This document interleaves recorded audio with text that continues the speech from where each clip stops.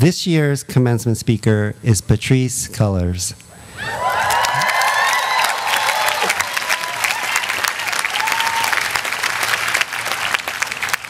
Patrisse Cullors is an artist, organizer, and freedom fighter living and working in Los Angeles.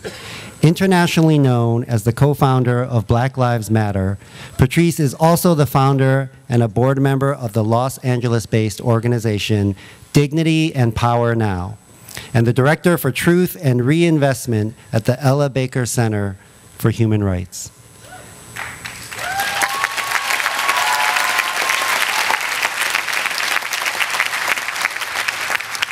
A Fulbright Scholarship recipient, Patrisse received her degree in religion and philosophy from the University of California, Los Angeles in 2012.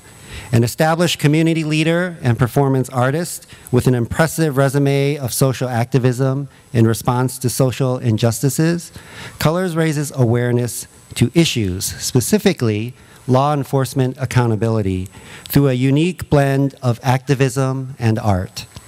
In 2015, Patrisse was named an NAACP History Maker, as well as a civil rights leader for the 21st century by the Los Angeles Times. She was also invited to the White House.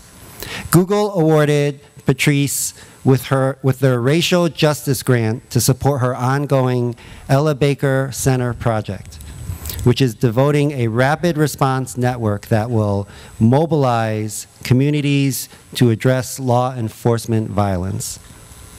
She was recently named a Leading Edge Fund Fellow by the Rosenberg Foundation and a Kick-Ass Woman of Color by DLG Media. She received the Defender of the Dream Award from the AFL-CIO Executive Council Committee on Civil and Human Rights, the Revolution Award for Freedom from the Image Nation Cinema Foundation, the Justice Award from the National Center for Lesbian Rights, the Community Change Agent Award from Black Girls Rock Incorporated, and honorary doctorates from Chicago South Shore International College Preparatory High School and Clarkson University. By sharing her powerful perspective on the adversities caused by social injustice and discrimination, and providing a voice to those who might not otherwise be heard, Cullors educates and inspires people to organize and stand together to transform society into a world where the lives and contributions of all individuals are recognized equally. Please join me in welcoming Patrisse Cullors.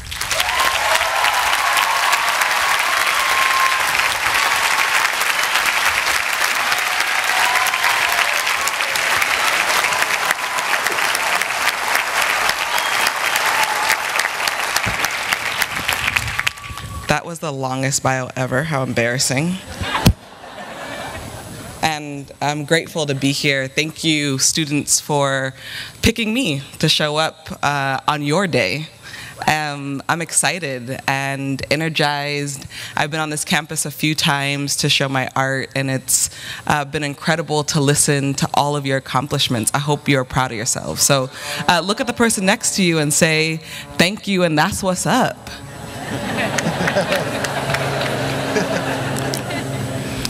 I woke up full of grace, stronger in my back, drank some water, asked myself, what am I grateful for? Gave my body room for doubt.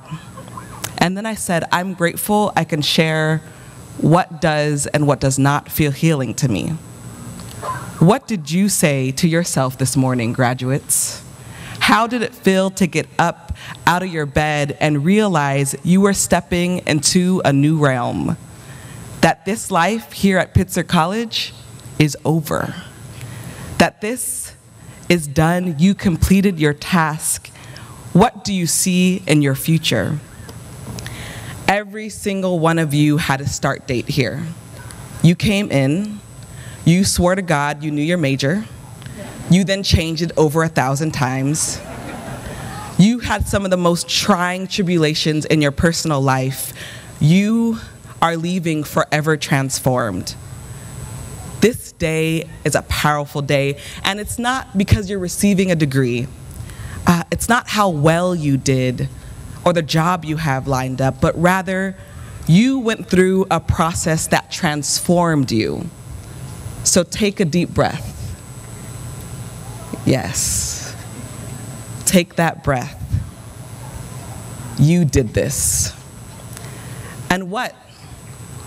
What are y'all gonna do after this?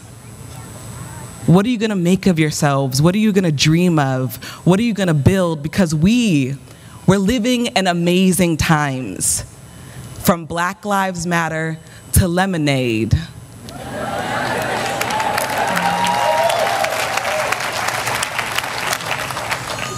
I ain't sorry. This is a declaration. And I want to take a moment to talk about how we started Black Lives Matter. 2013, and y'all are allowed to like amen and whoop and yell and hiss. I'm all into that. Amen. Thank you. In 2013, George Zimmerman, that's the hiss part, he was acquitted for the murder of Trayvon Martin. May he rest in peace. And Alicia Garza, she took to social media, because that's what this generation does, the public diary. And she wrote a love letter to Black people, and she closed it off with Black Lives Matter, and I put a hashtag on it, because that's what we do. We put hashtags on everything. And what we realized after Trayvon Martin and after the acquittal is we needed to show up differently. 1 year later, Mike Brown, may he rest in peace, was killed by law enforcement. And he laid on the concrete for 4.5 hours, and we witnessed through social media. We witnessed Black Lives Matter become more than a hashtag. It has become a declaration. It has become a shedding of light. It has become a moment for many of us to express our rage. And the reality is, we have lost too many people. We have hashtagged too many names. This is, you can clap too.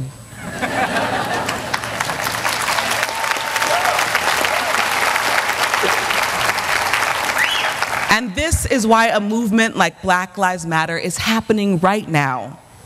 One that looks at the necessity of intersectionality, the recognition of our struggles, and the beings who exist currently, right now. I want you to know something. I'm Black.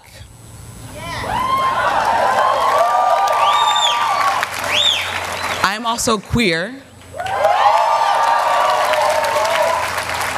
And I am femme.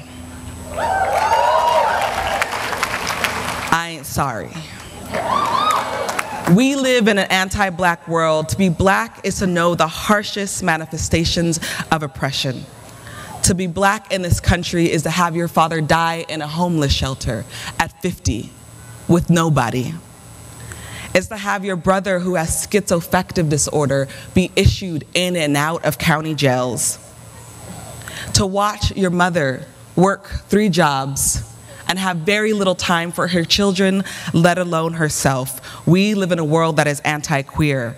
My politic, my sexuality, my theory is informed by being queer and remembering being 15 years old and coming out. The fact that we had queer in common was not enough. We live in a world that is anti-femme. My feminine identity has allowed me to celebrate the power of femininity and feminism. But misogynoir, go ahead, clap it out. But misogynoir, the hatred of women, still exists. Black Lives Matter, as we know it, it could not have happened without the culmination of these intersecting identities. Black Lives Matter isn't just an intervention into the murder of Black people by the state. Black Lives Matter is a vision for all of us, every single person in this audience. Amen.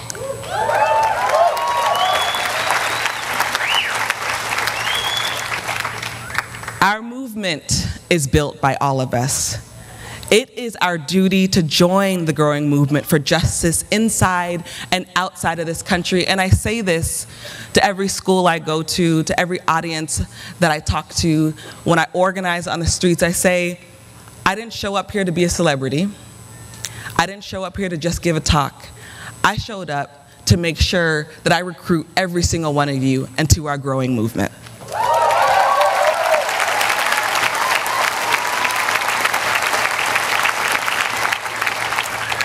We have the opportunity to change the world. Do you hear that? The opportunity to change the world, and I'm not just saying change in the touchy-feely, new agey way. I'm talking about change the course of history, save humanity from ourselves.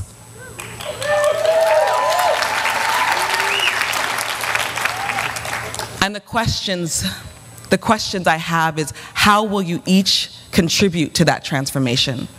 What will it take? Who will you recruit? It starts with our imagination. Someone imagined a prison cell. Someone imagined handcuffs.